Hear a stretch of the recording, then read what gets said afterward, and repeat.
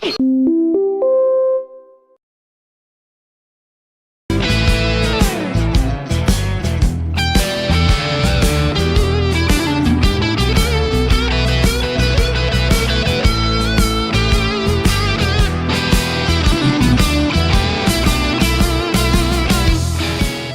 morning, ladies and gentlemen. You're listening to Right Side Up. My name is Mike Taglavia. It's been pretty nice weather lately. I'm hoping it stays that way for a while. I know we need some rain, but I got to tell you, I'm really liking the autumn weather that we've been having so far. I know we're in a drought, and I know people are kind of concerned about some of their wells. Some are in dire straits. Their wells have gone dry, but I think if we just hold out a little bit longer, I think we're going to get the rain we need. I'm just so unwilling to let go of this nice, beautiful weather that we've had so far this September and October. So I want to jump right into things. I know there's so much to talk about, ladies and gentlemen. And it's never enough time. So I really truly want to jump into things to try to, as usual, keep the listening audience informed of some of the things that are going on. We can never cover it all, but I'm going to do my best to cover stuff that seems to me to be in the forefront of people's minds when it comes to what's going on in Vermont. And public safety and taxation and schools and healthcare seem to be the top four. And public safety is really, seems to me, it's floating to the top to be the highest concern because we've not seen much change. So I want to cover one of these articles that I've seen, a few of them around, but this one in VT Digger dated 10 October 2025 by Charlotte Oliver. Governor Phil Scott announces new Chittenden County Court for repeat offenders. Let's see. And Governor Phil Scott announced Friday afternoon that he's creating a new court in Chittenden County that will address the county's backlog in legal cases by trying repeat offenders. The new court, called the Community Accountability Court, is part of Scott's, quote, response to increased concerns about quality of life crimes and disorder in Burlington, end quote, according to a press release from his office. The initiative comes about a month after Scott declared he had a plan to address public safety concerns, many related to drug use in the Queen City. Burlington Mayor Emma Mulvaney Stanek previously claimed that Scott wasn't doing enough to help the city combat persistent social economic challenges. I'm going to break from the article a minute. Now, the current administration and so-called leadership in Burlington, in concert with the previous administration and so-called leadership, they're now reaping what they've sown. Okay, in my opinion, there's been lack of leadership. There's been defunding of the police and demoralization of the police and a willingness to look the other way when it comes to criminal activity and unacceptable behavior. And this is what has given us the situation we're in now. Let's see, back to the article. The new court will channel additional resources for 3 to 4 months toward trying repeat offenders who have many pending cases, legal cases against them. The press release said it's part of a multi-step plan Scott plans to roll out in the coming days. Quote, these additional resources from the Chittenden County Superior Court will help alleviate the backlog, ensure people receive a trial, and provide the kind of immediate follow-up that is necessary for Burlington Police Department's enforcement activities to be most effective. End quote, Mulvaney Stanek said in the governor's release. She and Scott are discussing immediate solutions like the new court as well as long-term strategies, Mulvaney Stanek said in the release. Now, I would like to know, and I'm sure many of you in the listening audience would like to know, will this be coming out of the budget for the city of Burlington? I hope so, because the city of Burlington has done this to itself. They really, truly have done it to themselves. And let's not forget, I believe it's S45, which is a bill to change Burlington charter because of a fight and a gun instance outside of a bar to restrict gun rights in the city. So Burlington has caused its own problems. Burlington has created an unsafe situation, a situation where drug crimes are rampant, and public safety is probably at its lowest it's been in decades, maybe in its history. So I just want to keep pointing that out. Because this misdirection and this blame game that went on earlier, I don't know, maybe 4 to 6 weeks ago, and thankfully the Commissioner of Public Safety, Jennifer Morrison, shot it down in a press conference. But this idea to project the problem onto the governor and the state is, we need to remember that was a case where the Burlington leadership was trying to project it onto the governor, and that's not the case. That's just simply not the case. And we also have a problem with leadership in Montpelier as well, in the legislature, where the legislature has helped to create some of the problems that have spread throughout the state to other progressive Democrat-led cities. So this is not just a Burlington problem, but it's very much a Burlington problem, and that's what unfortunately puts Vermont in the news too often for these negative incidents. But the reason I wanted to start off the program and the segment with the previous article is because of another article, something I receive in the mail on a monthly basis. It's Imprimis. This comes out of, it's a publication of Hillsdale College, and this is the October 25, volume 54, number 10. And the article is Lawlessness is a Choice by Miranda Devine. She's a New York Post columnist. While being interviewed on a recent podcast, Texas Democrat Congresswoman Jasmine Crockett decided to opine on crime, a topic on which she apparently considers herself an expert. Her nutty conclusion was this: just because someone has committed a crime, it doesn't make them a criminal. I can see how this logic would have a wide range of uses for politicians. Just because someone told a lie, it doesn't make them a liar. Just because someone took a bribe doesn't make them corrupt. It's a bit like the thought experiment. If a tree falls in a forest and no one is around to hear it, does it make a sound? If a crime is committed and no one is responsible, was there actually a crime at all? Let's see. Of course, it's nonsense. A criminal is defined precisely as a person who has committed a crime. But when Crockett chooses her own definitions, she's simply echoing a progressive shibboleth that has turned blue cities across the country and in Vermont, like I said, into lawless hellholes.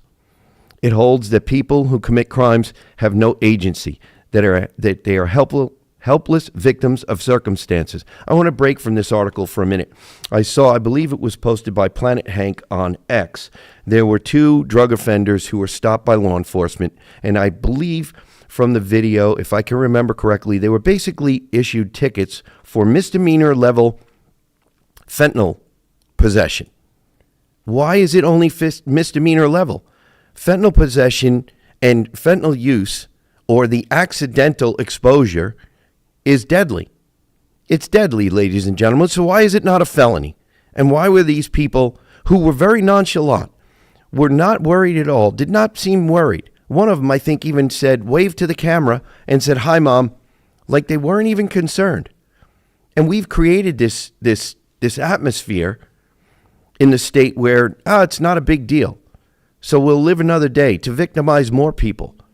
How many of you seen videos I have on X where a first responder, whether it be a paramedic or a police officer, in dealing with a person who's obviously exposed to drugs, on drugs, or trying to sell drugs, where the law enforcement officer or the first responder accidentally is exposed to this junk, this hideous chemical, that kills people.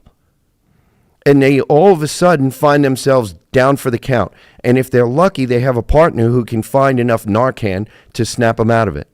I've seen those videos. It's really hard to watch. It's really pathetic that we're calling fentanyl possession with the intent to sell a misdemeanor. What have we're sliding continually into the abyss. This needs to stop. So this is why I wanted to cover this Primus article, because it does apply to the state of Vermont as well. Let me see if I can get back to this article. But when Crockett chooses her own definitions, she is simply echoing a progressive shibboleth that has turned blue cities across the country into lawless hellholes. It holds that people who commit crimes have no agency, that they are helpless victims of circumstance. But it completely ignores, ladies and gentlemen, the victims. And the repeat victims. We see this over and over again, not just in the state of Vermont, but all over the country. Therefore, any attempt to hold them accountable by arresting them or putting them in jail is unjust. It further victimizes them. This is absolute nonsense. The obvious result of this logic is that criminals are emboldened and their real victims become helpless hostages to lawlessness. How many people know somebody who feels this way, ladies and gentlemen? I see this in my district. I see this in my hometown. I see this in the 4 towns that I represent, and it really turns my stomach. This is not what needs to be happening. We're still tolerating too much lawlessness, and we're acting as if there's nothing we can do about it. There are things we can do about it. Holding people accountable for what they've done wrong. And if they're find themselves addicted, well, fine. You're going to be held accountable, and we will help get you through recovery, but you will be held accountable. There is no either or.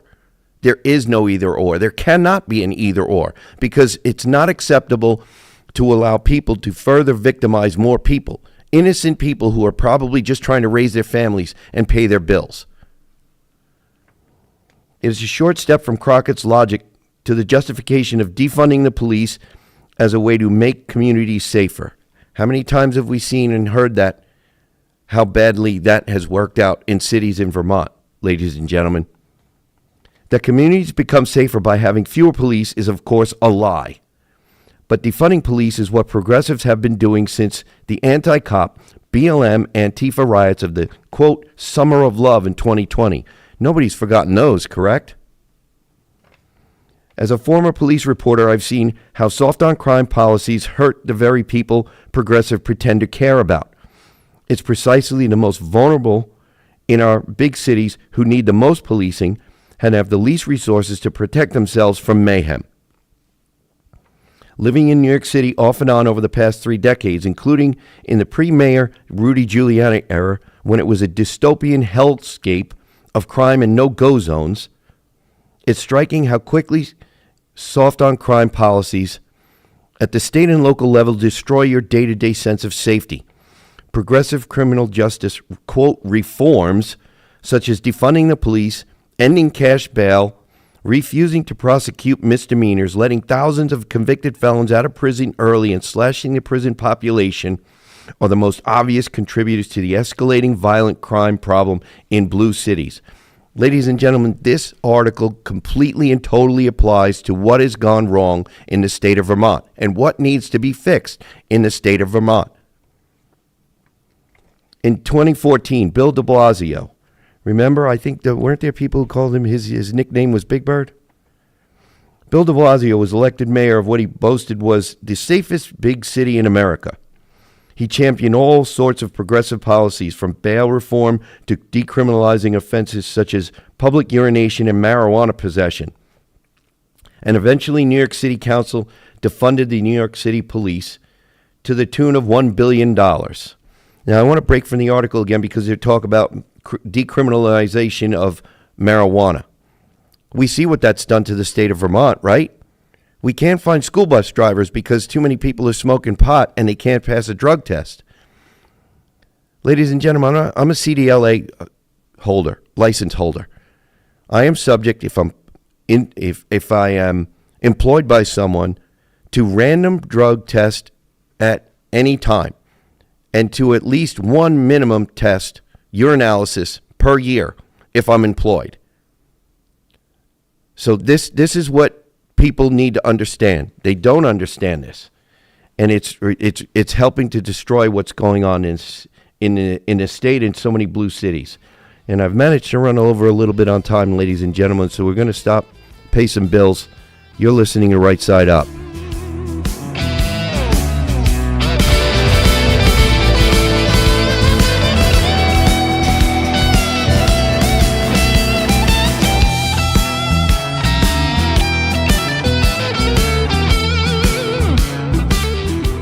Welcome back, ladies and gentlemen. You're listening to Right Side Up. My name is Mike Taglavia. By now, you already realize that I'm flying solo this week. I want to cover a bunch about this article that I found in Primus from Hillsdale College. I want to get right back into it here. As predicted by everybody with any understanding of human nature, it did not take long for the city to become scary. There was a surge of mentally ill, homeless people accorded the so-called freedom to sleep in the streets, and open-air drug bazaars popped up all over the place. This was followed by a surge of violent crime, including a spate of people being pushed in front of subway trains. Shoplifting became so normalized that convenience and drugstores had to lock up toothpaste. Now, there's a couple of things I want to unpack in this article here, in this last paragraph. We've seen what's going on in the city of Burlington with respect to some of the subjects that this last paragraph talks about. People being able to sleep on the streets, have open air drug bazaars, doing, people walking down the street filming drug addicts who have dropped their pants around their ankles, sitting on public steps to public buildings on main roads, passed out with a needle still stuck in their leg. This is not happening in other states. This is happening in our state. And these people are resorting to, the people who are addicted, who obviously need to be put into recovery. They need help. We know that. But we don't need to look the other way for what the crimes are that they've committed, including the theft to support their habit.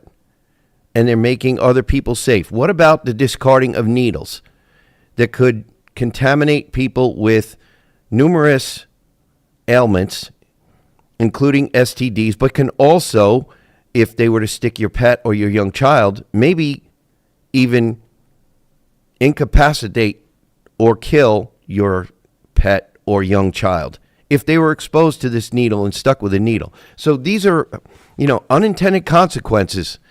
We talk about this all the time, ladies and gentlemen. The unintended consequences of these soft on crime policies have given us what the situation we have in Burlington, many other cities, and it's bled out into rural Vermont.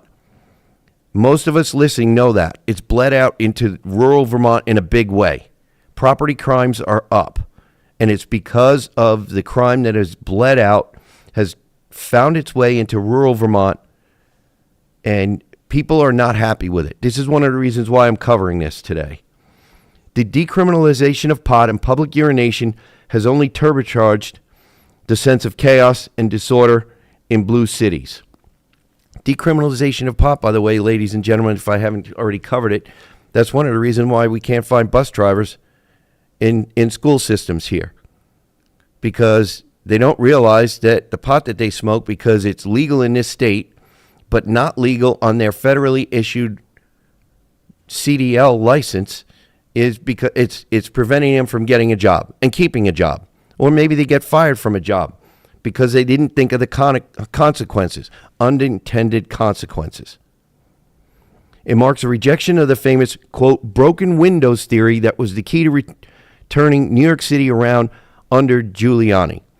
We've talked about the broken windows theory at length on Right Side Up here.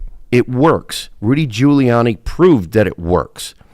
The theory holds that addressing minor crimes such as vandalism and public intoxication creates an atmosphere of order and lawfulness. Let me say that again. The theory holds that addressing minor crimes such as vandalism and public intoxication creates an atmosphere of order and lawfulness. Wouldn't that be nice, ladies and gentlemen? By contrast, the policy of ignoring so-called minor crimes encourages disorder and lawlessness. People who don't knowingly or willingly vote for their quality of life or to deteriorate. But this is a progressive template, whether in the cities they control or on a national level with the open borders policy that under the Biden administration brought in 20 to 25 million illegal migrants, many of them criminals. It is common sense that law and order is an 80-20 issue. You don't need a pollster to say so, although according to a recent AP NORC poll, 81% of Americans across political persuasions say crime is a major problem. This is why I'm covering this here today, ladies and gentlemen. It's a major problem in the state of Vermont, in blue cities, but all over the state. And I'm going to continue to talk about this to keep people informed of what's going on and what's going wrong and why it went wrong. Remember the phrase coined by Rob Roper, people experiencing progressive policies. These are progressive policies that have gotten us here, ladies and gentlemen. And I'm going to keep reminding you of it because we're not that far from another election. And people are going to say, wow, that's a year out. A year has traveled by extremely quickly, ladies and gentlemen. The older I get, the faster it seems to go. How about for you? Let's see. The other 19% must be either criminals, progressive politicians, or both. This is with respect to the poll. In a world not defined by Jasmine Crockett, it makes no sense that progressives would remain stubbornly on the wrong side of their own voters. But their unhinged hostility to President Trump's successful crime crackdown in Washington, D.C. suggests that that's where they are. In the first 3 weeks after Trump sent the National Guard into the nation's capital, Attorney General Pam Bondi reported 1,528 arrests and 156 illegal guns seized. Nearly half of the arrests were of illegal migrant criminals, including violent felons convicted of rape, child molestation, assault, and robbery with a deadly weapon. I want to just back up a second on this in this paragraph and reread this one sentence. In the first 3 weeks after Trump sent the National Guard into the nation's capital, Attorney General Pam Bondi reported 1,528 arrests. I'm going to stop there. We have a criminal, or had not too long ago, in the city of Burlington, who had 1,000 plus, I think it was close to 1,600, interactions with police. Just one person in the city of Burlington. Does that send a signal that there's something wrong, ladies and gentlemen? I think it does. The D.C. crime rate plummeted across the board as a result, with violent crime down 30% in the first month after federal troops were deployed on August 7th, according to the White House. The Metropolitan Police Department was even more bullish, citing a 40% drop in violent crime when compared to the same period last year, including a staggering 82% drop in carjackings. D.C. residents, most of whom are black, expressed relief at being able to live without fear of being robbed or assaulted. Yet left-wing pundits on CNN and MSNBC called Trump a, quote, dictator. Remember the recent, just this past weekend, quote, no kings rallies? Ladies and gentlemen, I want to tell you, I'm scheduled to be at, or planning to be at, a No Kings rally. It'll be July 4th, Independence Day, 2026. How about you? That's the true, quote, No Kings Day, Independence Day, July 4th. Let's see. And his crackdown on so-called crime is racist and a military occupation. Bondi had to fire 2 of her staff members, left-wing paralegals who hurled foul-mouthed abuse and and a Subway sandwich at federal officers who are bringing order to D.C. Well, that was news to me. I've kind of followed that, but I didn't see that particular instance being covered. Democrat Mayor Muriel Bowser, who had been remarkably cooperative with the federal intervention, nonetheless testified on September 18th that Trump's National Guard deployment had nothing to do with the newly safe streets. She would rather be seen as unmoored from the truth than publicly admit that more cops and more arrests reduce crime. The hostility to law and order runs deep in a party that has made defunding the police an article of faith. Trump is plowing ahead regardless, vowing to expand his D.C. policies to high-crime cities like Chicago, Memphis, and Baltimore, which he called a hellhole. He is onto a popular issue and has shown that crime crackdowns can rapidly improve American lives. Ultimately, he hopes to shame big city mayors into cleaning up their own cities before he sends the troops.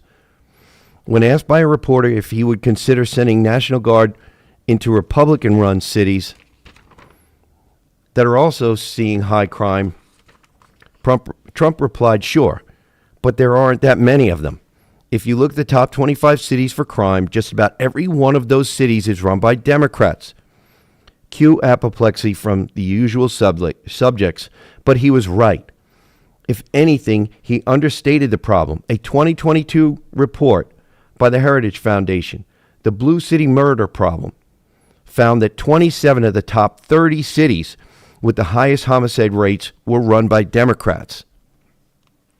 Now, inexplicably, New York City is set to elect a far-left mayor, Zohran Mamdani, who wants to decriminalize misdemeanors and divert money from cops to social workers. The Democratic Socialists of America platform he ran on when he was elected to the New York Assembly in 2021 called for decriminalizing all drugs, letting illegal immigrants vote and hold elected office, and dealing with 26-year-old criminals as youth offenders. 26-year-old criminals as youth offenders. Anybody familiar with the Raise the Age bill here in Vermont? The progressive Democrats in Montpelier wanted us to follow the, quote, brain science because brains aren't developed fully until 25 and 26 years of age. Okay, then how do you justify the trans stuff that's going on in schools if their brains are not fully developed till 25 and 26, ladies and gentlemen? Can you say double standard? Oh, let's see. Now he plans to make New York a double sanctuary city for illegal aliens and transgenderism, mirroring the catastrophic soft-on-crime policies of Minnesota Governor Tim Walz and Minneapolis Mayor Jacob Frey. Or is it Fry? I'm not sure.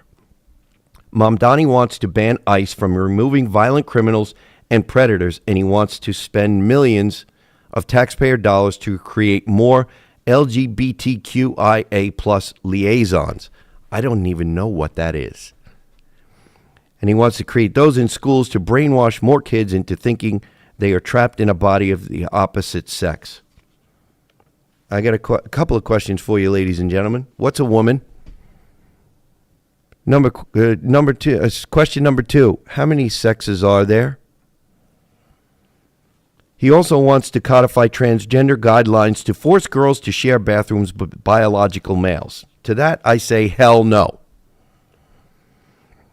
Lawlessness and disorder are not inevitable in big cities.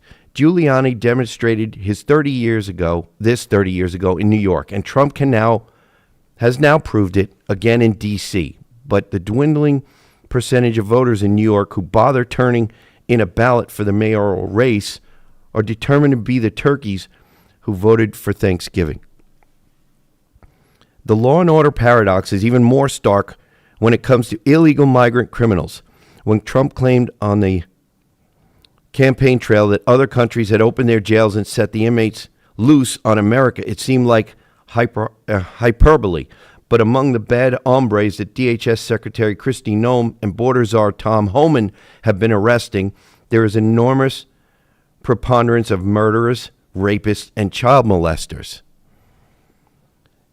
Well, ladies and gentlemen, unfortunately, we've come to the end of another segment because this is a very good article, but it's a very long article. So we're going to take a break here.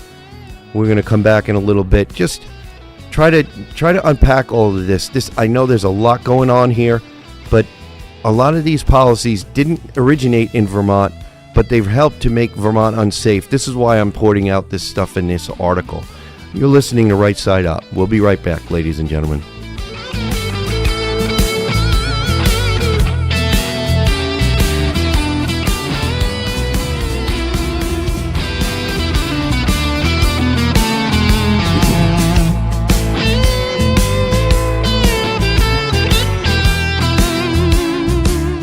Welcome back, ladies and gentlemen. You're listening to Right Side Up. My name is Mike Taglavia.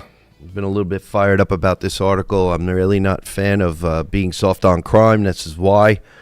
Before we get back into the article, I want to just remind our listeners, if for some reason you cannot catch us on the radio on WNTK, go to WNTK.com, find the podcast button.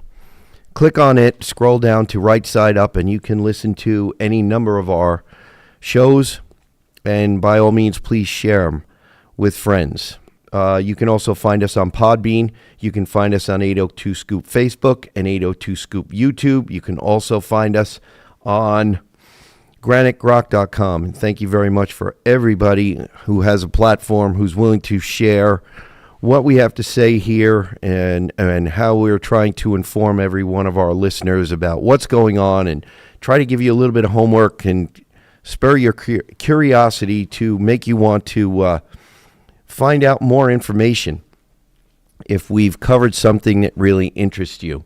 So I want to get back into this because I think it's a really good article. It covers a lot of not only what's happening nationwide, but what's happening in all of the blue cities, the progressive Democrat-run cities and towns in small Vermont, beautiful Green Mountain, Vermont, and what has helped to make a once extremely safe, not just state, but a beautiful city, the Queen City of Burlington, not only not safe, but dangerous, and less attractive for people to travel to spend their tourist dollars to help the economy of Burlington, which it does need. And I'm not interested in trying to starve a city, but I'm interested in keeping people, anybody, whether it is a Vermont resident who wants to travel to the city of Burlington or any tourist from anywhere else in the country or the world. I would love for tourists in this state to feel as safe as they've ever felt. So this is one of the reasons why I keep talking about public safety in Vermont. So I want to get back into the article here. You would think that we have enough homegrown criminals without importing new ones. But that is what Joe Biden and whoever was wielding his auto pen decided willfully to do for 4 years while the nation's media turned a blind eye. After years of gaslighting and excuses from the Biden administration, Trump fulfilled his promise to secure the border within the first 100 days of his second term. Now, breaking from the article, one of the good things that happened from a more secure border, ladies and gentlemen, is we saw fewer border crossings in our Swanton sector of Vermont along the northern border. And we know that more of the known suspected terrorists during the Biden administration were coming across the northern border. We've also seen a dramatic drop in the import across the border, illegal import of contraband, including drugs, across the northern border into Vermont. So that's been a good thing for the state of Vermont and the citizens of Vermont. But now comes the hard part, deportations. You would think every American would welcome the removal of the sorts of criminals, degenerates, who raped and murdered Laken Riley, Rachel Morin, and 12-year-old Jocelyn Nungari. But no, ICE and Border Patrol officers are under attack from violent, organized militants posing as protesters who throw rocks at their vehicles, slash their tires, and obstruct their movements.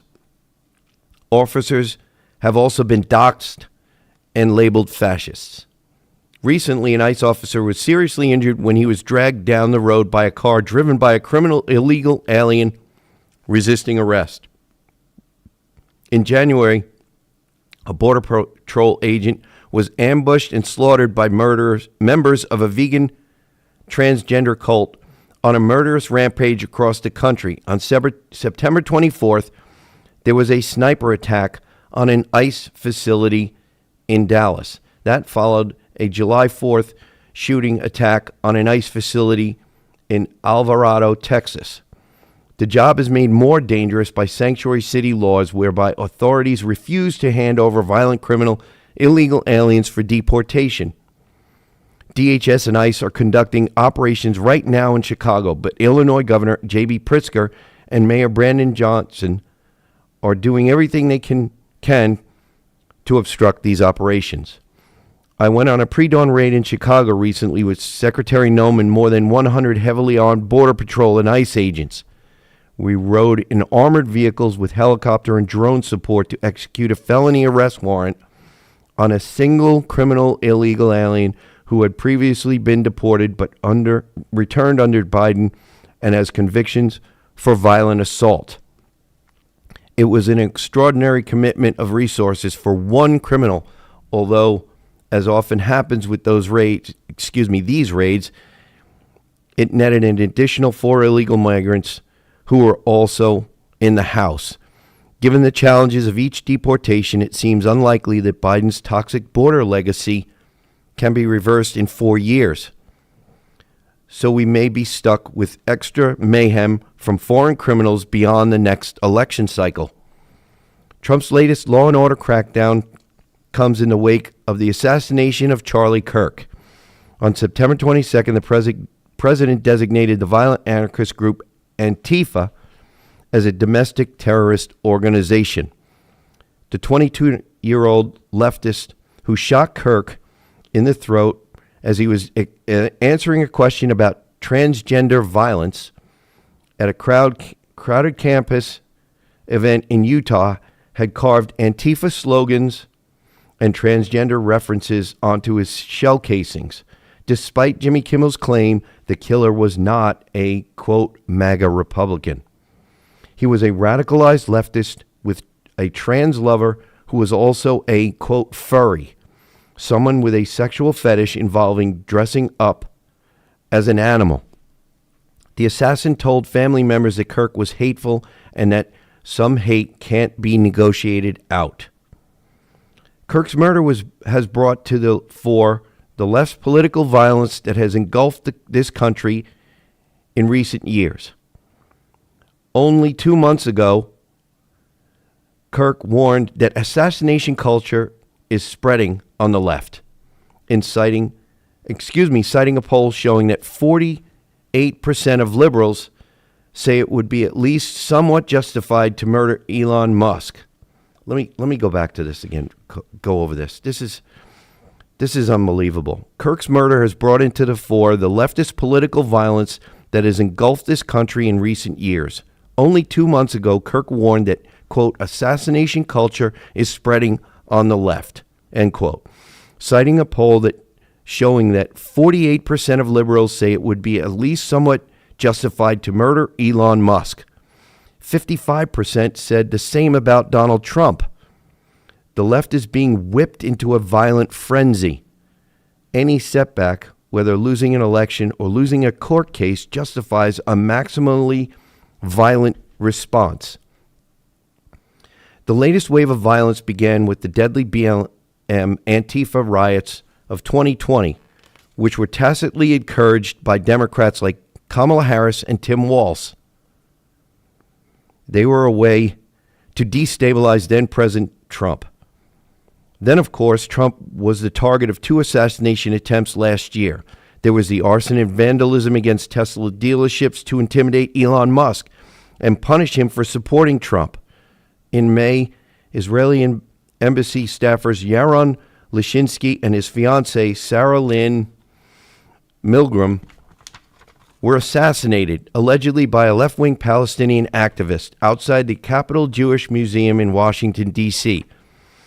Even the arson attack on the home of Pennsylvania's Democratic Governor Josh Shapiro was perpetrated by a left-wing pro-Hamas anti-Israel activist. United Healthcare CEO Brian Thompson was assassinated in Manhattan last December, shot in the back in cold blood, allegedly by wealthy leftist Luigi Mangione, who spouted left-wing critiques of corporate greed and has become a folk hero to the left. When Mangione appeared in a Manhattan courtroom recently, a crowd of supporters chanted, "Free Luigi," and cheered when the judge dropped some of the charges against him.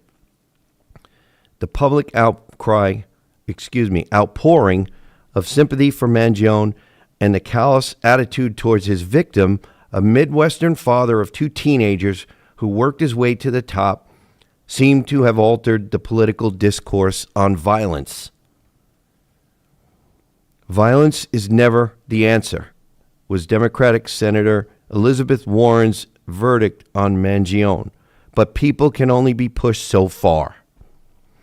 Warren's colleagues doubled down on their dehumanization of Trump and his supporters, branding them as fascists and Nazis. All that was needed for tragedy to ensue, was an unhinged person to take them at their word. With their dehumanizing rhetoric and soft-on-crime policies, progressives create permission structures that excuse crime and violence, remove accountability, and blur the distinction between right and wrong. As if that weren't enough, in New York City, we have also created powerful disincentives for good citizens to protect themselves or others from crime. A case in point was the persecution of former U.S. Marine Daniel Penny, who subdued a homeless, mentally ill man, Jordan Neely, as he was threatening to kill passengers on a New York subway. Neely died soon after police arrived, and the Manhattan prosecutor, Alvin Bragg, charged Penny with homicide. Penny was acquitted by a jury, but not before being portrayed by the media and others on the left as a racist vigilante, despite the fact that passengers testified how scared they were that they had been and how grateful they were that he had intervened. It was a tragedy. There was no good Samaritan like Penny in the light rail car in Charlotte, North Carolina, where 23-year-old Ukrainian refugee Irina Zarutska was murdered with a knife by another homeless man with a lengthy criminal record. But that was the point of prosecuting Penny, to make an example of him and dissuade other valiant young men from protecting women like Irina. The intense blowback against Trump's efforts to restore law and order rams home the point that it is a deliberate choice by progressives to preserve lawlessness in their cities. When you think about it, the strategy seems to have paid off. If all you care about is power, since progressives have a generational stranglehold on the cities with the worst crime. From that skewed perspective,